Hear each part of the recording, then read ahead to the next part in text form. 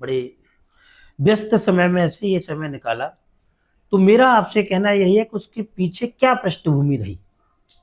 देखिए, हमको इतिहास के पिछले के पन्ने थोड़े पलटने पड़ेंगे।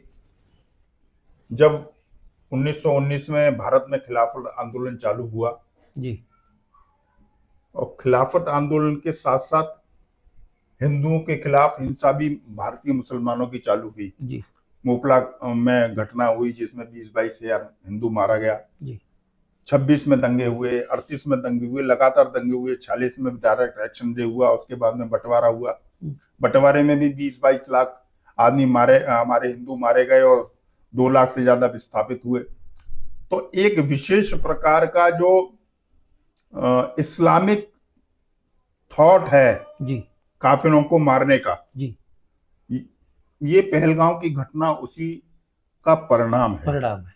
और मैं ये नहीं मानता कि केवल इस्लामिक पृष्ठभूमि के कारण ये घटना घटित हुई। विश्व के जितने भी विकसित देश हैं, कोई भी ये नहीं चाहता कि भारत एक समृद्ध राष्ट्र बने, विकसित राष्ट्र बने।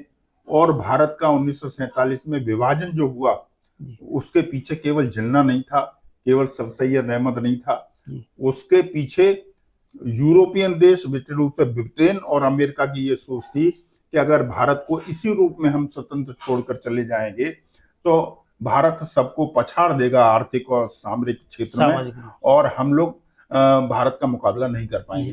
क्योंकि पिछले 3-3.5 साल भारत विश्व का नंबर 1 देश रहा। भारत की जीडीपी 37% से 64% तक रही। 1700 ईस्वी में भी भारत की जीडीपी 25% थी, लेकिन अंग्रेज इसको 5% पर छोड़ के गए थे। तो ये एक पृष्ठभूमि है और जो आज तक कायम है। और पाकिस्तान ये कोई सॉवरेन कंट्री नहीं है।